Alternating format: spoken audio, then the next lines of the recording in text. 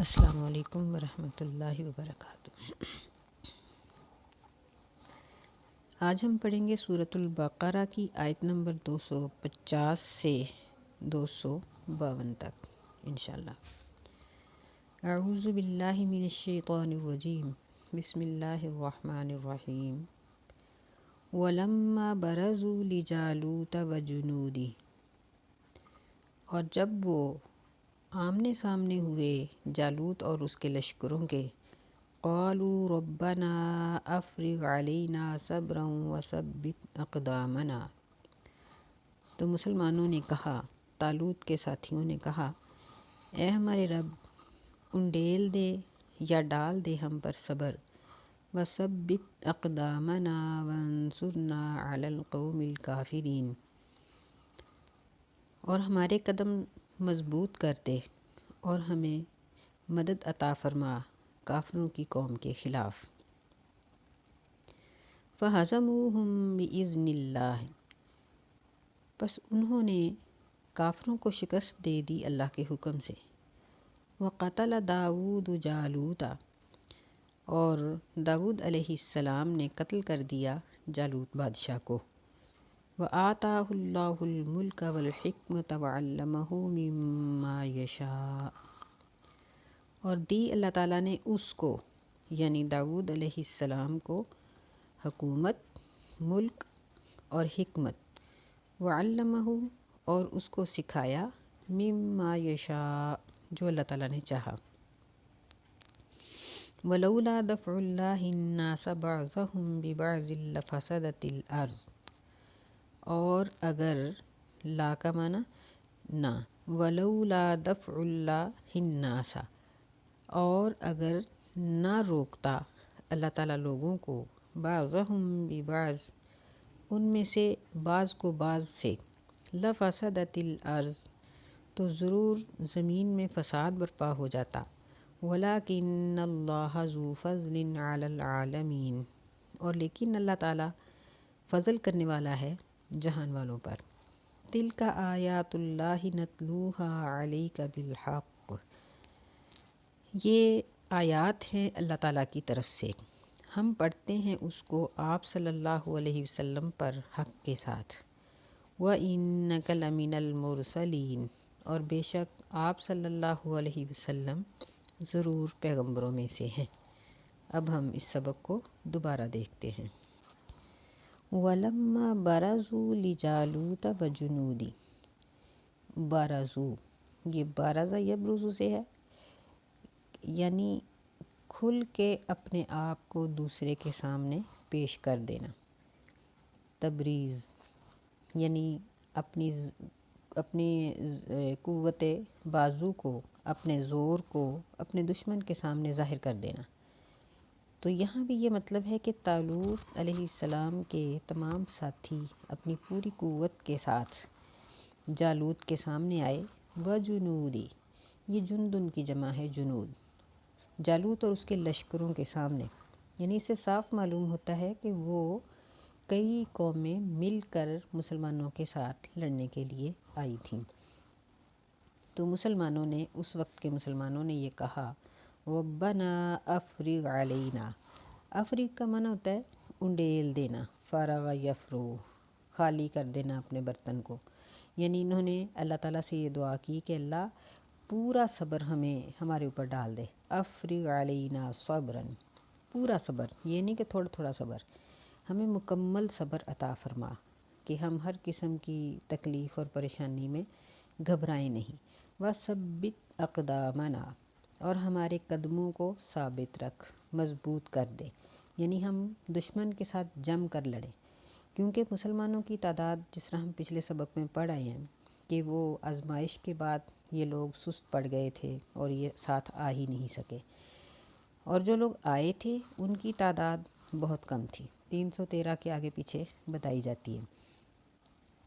لیکن دشمن بہت زیادہ تعداد میں تھا، اس لیے انہوں نے یہاں ثابت قدمی کی دعا کی۔ وَانصُرْنَا عَلَى الْقَوْمِ الْكَافِرِينَ، اور ہمیں کافروں کی قوم کے خلاف ہماری مدد فرما۔ یعنی اس واقعہ سے بھی اور اسلامی تاریخ کے تمام واقعات سے یہ بات معلوم ہوتی ہے کہ مسلمان کبھی بھی اپنے بازو کے زور پر نہیں لڑا، بلکہ مسلمان کو جب بھی فتح ہوئی ہے اللہ تعالیٰ کی رحمت کے ساتھ ہوئی ہے،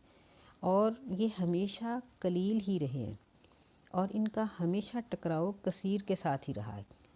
اللہ ماشاء اللہ، مسلمانوں کی زیادہ تعداد کبھی بھی کسی جنگ میں نہیں دیکھی گئی کہ مسلمان تو بہت زیادہ ہوں لیکن کافر مٹھی بھر ہوں، نہیں۔ اللہ تعالیٰ اپنی قدرت کے مظاہر یہی دکھاتے رہے، اور اب بھی یہ اس طرح کے اللہ تعالیٰ کے قدرت کے ظہور ہوتے رہتے ہیں کہ مسلمان ہمیشہ تھوڑے ہی ہوتے ہیں لیکن بہت زیادہ کافروں کے اوپر غالب آ جاتے ہیں۔ یہاں ہمیں ایک بات کا یہ بھی معلوم پتہ چلا کہ ہم سب لوگوں کو کسی بھی کام کے کرنے میں اپنی صلاحیت کو خرچ کرنے کے بعد بھی اپنی صلاحیت پر اعتماد نہیں کرنا چاہیے، بلکہ ہمارا اعتماد، ہمارا سہارا اللہ کی مدد ہونا چاہیے۔ اللہ تعالیٰ سے دعا ضرور کرنی چاہیے، اور کسی بھی کام میں صبر کی، ثابت قدمی کی اور مدد کی دعا کرنی چاہیے، خاص طور پہ وہ کام جو غیر اسلامی قوتوں کے خلاف ہوں، مثلا پڑھنا پڑھانا یا دین کے بے شمار کام، یا کوئی بھی کام جب ہم کرنا چاہتے ہیں تو اللہ تعالیٰ سے حوصلہ مانگیں اور ثابت قدمی مانگیں اور اپنے دشمن کے خلاف مدد مانگیں۔ فَهَزَمُوهُمْ بِإِذْنِ اللَّهِ، بس انہوں نے ان کو اللہ کے حکم سے شکست دے دی۔ یعنی ان لفظوں سے بھی یہی بات معلوم ہوتی ہے کہ ان کی فتح،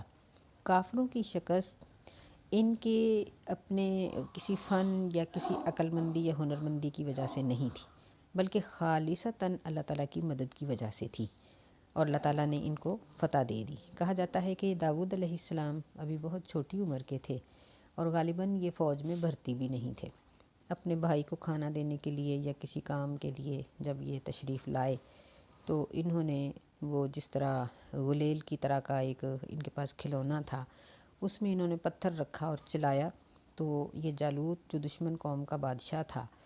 تو اس کے ماتھے کے اوپر جا کر لگا، کیونکہ اس کا صرف منہ ہی ننگا تھا، باقی سارا جسم اس کا لوہے کے ہتھیاروں میں ڈھانپا ہوا تھا، تو وہ وہیں ڈھیر ہو گیا۔ اب ظاہر بات ہے کہ ایک پتھر کے لگنے سے موت یہ اللہ تعالیٰ کی طرف سے ہی آتی ہے۔ ایسے ہی جب نبی صلی اللہ علیہ وسلم کے ساتھ مسلمان جنگ بدر میں شریک ہوئے ہیں تو ابو جہل جو بہت بڑا اور مسلمانوں کا بدترین دشمن تھا اور سردار تھا، اللہ تعالیٰ نے اس کی موت بچوں کے ہاتھوں سے کروائی، اور اسے اپنی اس بات پر بڑی شرمندگی تھی۔ مرتے مرتے اس نے اس بات کا ذکر کیا کہ کاش مجھے کوئی ان یعنی کسانوں کے علاوہ، انصار مدینہ کو کہنے لگا کہ ان کسانوں کے علاوہ مجھے کوئی اور قتل کرتا۔ استغفر اللہ، یعنی تکبر ابھی بھی ختم نہیں ہوا تھا۔ تو فرمایا کہ داؤد علیہ السلام نے جالوت کو قتل کر دیا، کیونکہ بادشاہ کے قتل ہونے سے جنگ فتح ہو جاتی تھی، تو اللہ تعالیٰ نے مسلمانوں کو فتح عطا فرمائی، اور اللہ نے داؤد علیہ السلام کو بادشاہی بھی دی، حکمت بھی دی۔ یعنی یہ اس نبی کے بعد جن کا یہ واقعہ ہم پڑھ رہے ہیں، ان کے بعد داؤد علیہ السلام کی نبوت کا دور آیا۔ یہ ہیں سیدنا سلیمان علیہ السلام کے والد محترم۔ اللہ تعالیٰ نے ان کو بہت سے ہنر سکھائے۔ وَعَلَّمَهُ مِمَّا يَشَاءُ، یہ لوہے کو اپنے ہاتھ سے یوں موڑ لیتے تھے کہ جس طرح نرم۔ اور پھر یہ ہے کہ بعض نے اس کا یہ تفسیر اس کی ہے کہ لوہے کی صنعت نے داؤد علیہ السلام کی زندگی سے ابتدا کی، اور آپ ہی کی زندگی میں ترقی کی کہ جنگی ہتھیار لوہے سے بننے شروع ہوئے۔ بہرحال اللہ تعالیٰ جو چیز بیان کرنا چاہتے ہیں وہ یہ ہے کہ وَلَوْلَا دَفْعُ اللَّهِ النَّاسَ بَعْضَهُمْ بِبَعْضٍ لَفَسَدَتِ الْأَرْضُ، کہ ابھی تو اللہ تعالیٰ نے کافروں کو تھام کے رکھا ہوا ہے کہ وہ مسلمانوں سے سارے کے سارے نہیں لڑتے۔ کوئی کوئی قبیلہ، کوئی کوئی قوم ہے کافروں کی جو مسلمانوں سے لڑنے کے لیے آتے ہیں، تو اللہ تعالیٰ نے ہر ایک کو اپنے دائرے میں رہنے کا ایک شوق اس کے دل کے اندر ودیعت کر رکھا ہے۔ اگر ایسا نہ ہوتا تو زمین فساد سے بھر جاتی۔ وَلَٰكِنَّ اللَّهَ ذُو فَضْلٍ عَلَى الْعَالَمِينَ، کہ اللہ کا فضل پورے جہان والوں پر ہے، جس میں یعنی اس کے فضل و کرم میں کافر بھی، غیر مسلم بھی سارے ہی آ جاتے ہیں، کہ جس طرح اللہ ان کو رزق دے رہا ہے، ان کو خوشحالیاں دے رہا ہے، ان لوگوں کو خوشیاں مل رہی ہیں، تو یہ اللہ تعالیٰ کے فضل کی وجہ سے ہی ہے کہ ان کے لیے دنیا میں ڈھیل ہے، اور مسلمان کے لیے دنیا میں تھوڑی بہت آزمائش اور آخرت میں کامیابی ہے۔ تلک آیات اللہ نتلوہا علیک بالحق، یعنی کفار مکہ اور بھی بہت سے لوگ نبی علیہ السلام پر یہ الزام دیتے تھے کہ آپ نے قرآن خود بنایا۔ اللہ تعالیٰ نے یہاں اس واقعہ کو بیان کرنے کے بعد فرمایا کہ یہ تو اللہ کی آیات ہیں جو ہم آپ پر بالحق پڑھتے ہیں۔ وَإِنَّكَ لَمِنَ الْمُرْسَلِينَ، اور بے شک آپ تو ضرور پیغمبروں میں سے ہیں، یعنی آپ کا پیغمبروں میں سے ہونا بالکل یقینی ہے، بغیر کسی شک کے ہے، کیونکہ یہ واقعات جو قرآن مجید بیان کرتا ہے نا، کوئی بھی واقعہ ہو، یہ وہ چیزیں، اس واقعہ کے وہ پہلو قرآن مجید کے اندر بیان ہوئے ہیں جو اس زمانے کے لوگوں کو معلوم نہیں تھے، اور نہ ہی ان کی تاریخ کی کتابوں میں، تاریخ کے اوراق میں ان چیزوں کو لکھا گیا تھا، بلکہ اللہ تعالیٰ ایسی نادر قسم کی باتوں کو بیان کرتے ہیں کہ جن کو سن کر یہ یقین ہو جاتا تھا کہ نبی صلی اللہ علیہ وسلم واقعی ہی اپنی طرف سے کچھ نہیں بناتے، بلکہ یہ اللہ کی وحی ہے۔ اعوذ باللہ السمیع العلیم من الشیطان الرجیم، بسم اللہ الرحمن الرحیم۔ تلک الرسل فضلنا بعضهم علی بعض، یہ رسولوں کی جماعت، یعنی یہ تمام رسول، فضلنا، ہم نے فضیلت دی ان میں سے بعض کو بعض پر، منہم من کلم اللہ ورفع بعضهم درجات، ان میں سے بعض رسولوں سے اللہ تعالیٰ نے کلام کیا، ورفع، اور بعض کو بلند کر دیا، درجات، درجوں میں، یہ درجات ان کی جمع ہے۔ وَآتَيْنَا عِيسَى ابْنَ مَرْيَمَ الْبَيِّنَاتِ، اور دی ہم نے عیسیٰ علیہ السلام کو جو مریم علیہ السلام کے بیٹے تھے، البینات، روشن دلیلیں،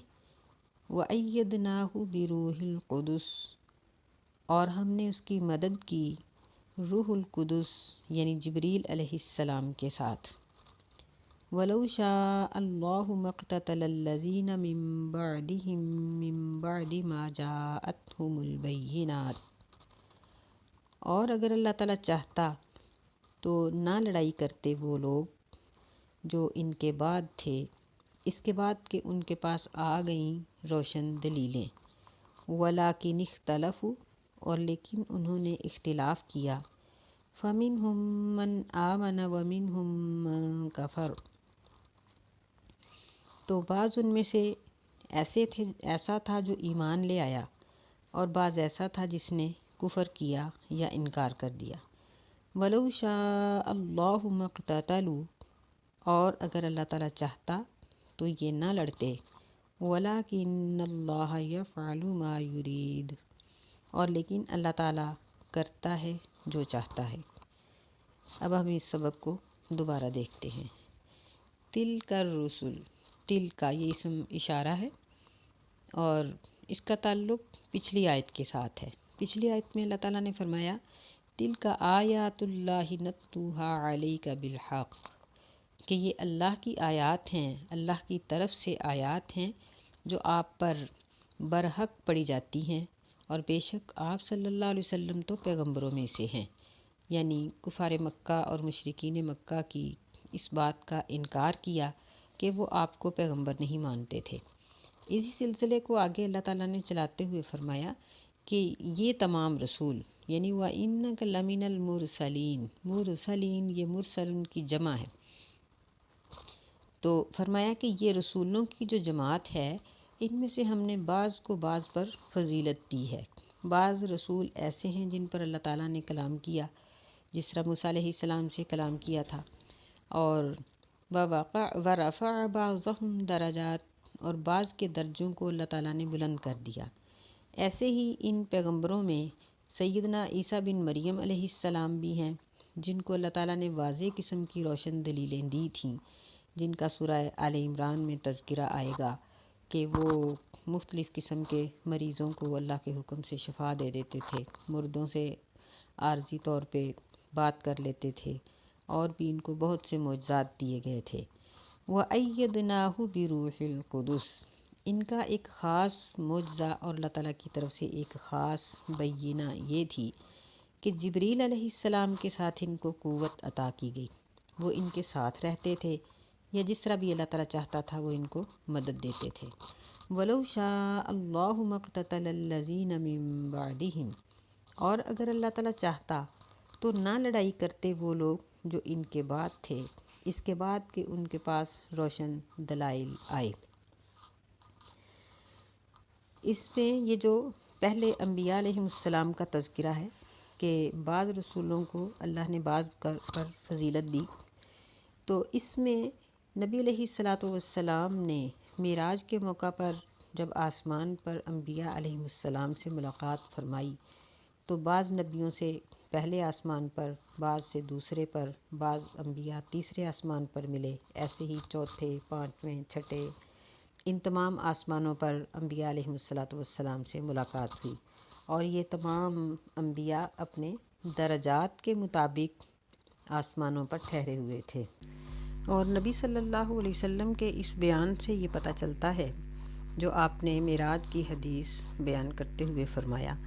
کہ انبیاء علیہم الصلاۃ والسلام کے اللہ تعالیٰ نے مختلف درجات بنائے ہیں، اور ہر نبی اپنے درجے کے مطابق آسمان پر ٹھہرا ہوا ہے۔ بعض کہتے ہیں کہ اس آیت کے اترنے کا سبب یہ واقعہ بنا کہ ایک مسلمان اور ایک یہودی آپس میں کسی بات پر بحث کر رہے تھے کہ یہودی نے کہا کہ لا والذی اصطفیٰ موسیٰ علی العالمین، کہ اس ذات کی قسم جس نے موسیٰ علیہ السلام کو تمام جہانوں پر فوقیت اور فضیلت دی ہے اور چن لیا ہے۔ تو مسلمان نے اس کو تھپڑ دے مارا اور کہنے لگا کہ اے خبیث، وعلی محمد، یعنی نبی صلی اللہ علیہ وسلم پر بھی تم موسیٰ علیہ السلام کی فضیلت مانتے ہو۔ تو جب یہ واقعہ ہوا تو وہ یہودی شکایت لے کر نبی علیہ الصلاۃ والسلام کے پاس آیا اور اس نے آپ کو اس بات کی خبر دی۔ تو نبی علیہ الصلاۃ والسلام نے فرمایا کہ تم انبیاء علیہم السلام کی آپس میں ایک دوسرے پر فضیلت نہ دیا کرو۔ پھر آپ نے فرمایا کہ قیامت کے دن ایسا ہوگا کہ تمام لوگ بے ہوش ہو جائیں گے اور میں سب سے پہلے افاقہ پاؤں گا، لیکن جب میں دیکھوں گا فاجد موسیٰ، تو میں موسیٰ علیہ السلام کو دیکھوں گا باتشن بقائمۃ العرش، کہ وہ عرش کا پایا تھامے کھڑے ہوں گے۔ فلا ادری افاقہ قبلی، میں نہیں جانتا کہ کیا ان کو مجھ سے پہلے افاقہ دے دیا گیا، یا کوہتور پر جو ان کے اوپر بے ہوشی آئی تھی اس وجہ سے اللہ تعالیٰ نے اس دن کی بے ہوشی سے ان کو بچا لیا۔ یعنی اس میں نبی صلی اللہ علیہ وسلم کی انکساری تھی بہت زیادہ، کہ آپ نے اپنے آپ کو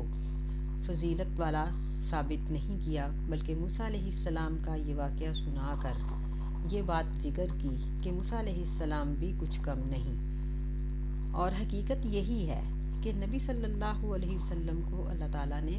تمام انبیاء علیہ السلام پر فضیلت دی ہے، لیکن مفسرین یہ بات کہتے ہیں کہ نبی صلی اللہ علیہ وسلم کی فوقیت، فضیلت کے باوجود ہم لوگوں کو چند وجوہات کی وجہ سے انبیاء علیہ السلام کو ایک دوسرے پر فضیلت دینے کا حق نہیں ہے۔ پہلی وجہ یہ ہے کہ نبی علیہ الصلاۃ والسلام نے تواضعاً یہ بات کہی کہ تم انبیاء علیہ السلام کی آپس میں ایک دوسرے پر فضیلت ثابت نہ کیا کرو۔ دوسری وجہ یہ ہے کہ نبی علیہ الصلاۃ والسلام نے نبیوں کی فضیلت کو جھگڑے کے طور پر بیان کرنے سے منع کیا۔ تیسری اس کی وجہ یہ بیان کی جاتی ہے کہ عصبیت کی خاطر، یعنی یہودی کہیں کہ ہمارا نبی افضل، مسلمان صرف تعصب کی وجہ سے کہیں کہ نہیں ہمارا افضل، کیونکہ تعصب کی وجہ سے کوئی کام بھی جائز نہیں ہوتا اپنی خاندانی یا قومی عزت کو بچانے کے لیے، تو اس لحاظ سے نبی علیہ السلام نے منع کیا۔ چوتھی وجہ یہ ہے کہ فضیلت دینے والا اللہ ہے، مقام تفضیل کو صرف اللہ ہی جانتا ہے۔ ہم لوگوں پر یہ بات لازم ہے کہ ہم تمام رسولوں کی رسالت کو مانیں۔ یہ ہمارا حق نہیں کہ ہم ایک دوسرے کی فضیلت کے بارے میں جھگڑا کریں، جس طرح اللہ تعالیٰ نے فرمایا کہ وَآتَيْنَا عِيسَى ابْنَ مَرْيَمَ الْبَيِّنَاتِ، کہ ہم نے سیدنا عیسیٰ علیہ السلام کو بہت سے دلائل، یعنی قاطعی قسم کے دلائل عطا کیے، اس بات پر بھی کہ وہ اللہ کا بندہ اور اس کے رسول ہیں۔ پھر اللہ تعالیٰ نے ان کو جبریل علیہ السلام کے ساتھ مدد اور قوت بھی عطا فرمائی۔ تو یہ انبیاء علیہ السلام کا ذکر کرنے کے بعد اللہ تعالیٰ اس بات کا ذکر کرتے ہیں کہ اگر اللہ چاہتا تو انبیاء علیہ السلام اور دلائل کے آنے کے بعد یہ لوگ آپس میں نہ لڑتے، یعنی اللہ تعالیٰ صاحب اختیار ہے، پوری دنیا پوری کائنات اس کے اختیار میں ہے، اس کی دلیل ہر چیز میں ہے۔ فرشتوں کو دیکھیے جو انسانوں سے لاکھوں گنا زیادہ ہے، لیکن کسی کا کسی سے جھگڑا نہیں، کیونکہ اللہ تعالیٰ نے ان کو اس بات کا اختیار نہیں دیا۔ اگر جن و انس کو اختیار دیا ہے کہ وہ حق ناحق دونوں میں سے جس راستے کو چاہیں اپنا لے، تو یہ اللہ کی اپنی یعنی مرضی ہے، اس کی اپنی مشیت ہے، اس میں اللہ تعالیٰ کی مجبوری نہیں، نعوذ باللہ من ذالک۔ تو فرمایا کہ بینات کے آنے کے بعد جب ان لوگوں نے اختلاف کیا تو ان میں سے کچھ ایمان لے آئے اور کچھ نے انکار کیا۔ ظاہر ہے کہ جو ایمان لے آئے وہ جیت گئے، جنہوں نے کفر کیا وہ ہار گئے۔ اور اگر اللہ تعالیٰ چاہتا تو فرشتوں کی طرح انسانوں کو بھی اس بات کا اختیار نہ دیتا، وَلَوْ شَاءَ اللَّهُ مَا اقْتَتَلُوا، یعنی ان کو اختیار دینا یہ اللہ کی قضاء اور قدرت ہے، یہ اس کا فیصلہ ہے اور اس کی قدرت ہے، کیونکہ وَلَٰكِنَّ اللَّهَ يَفْعَلُ مَا يُرِيدُ، اللہ تعالیٰ جو چاہتا ہے کرتا ہے، کہ اللہ تعالیٰ نے جنوں اور انسانوں کو یہ اختیار دیا ہے کہ وہ اپنی پسند کا راستہ چنے، اپنی مرضی سے نیکی اور گناہ کرے، لیکن جب ایک شخص گناہ کرتا ہے تو اللہ تعالیٰ اس کو ہرگز مدد نہیں دیتے، جب وہ نیکی کرتا ہے تو اللہ تعالیٰ اس کو مدد دیتے ہیں۔ اور اسی طرح شیاطین جب انسان گناہ کی طرف آتا ہے تو وہ اس کو تھام لیتے ہیں اور پھر وہ بندہ رحمان کا نہیں رہتا بلکہ شیطان کا ہو جاتا ہے۔ اللہ تعالیٰ ہمیں اپنے حفظ و امان میں رکھے اور ہمیں عافیت عطا فرمائے اور گناہوں سے ہمیں بچنے کی توفیق عطا فرمائے، آمین۔ السلام علیکم ورحمۃ اللہ۔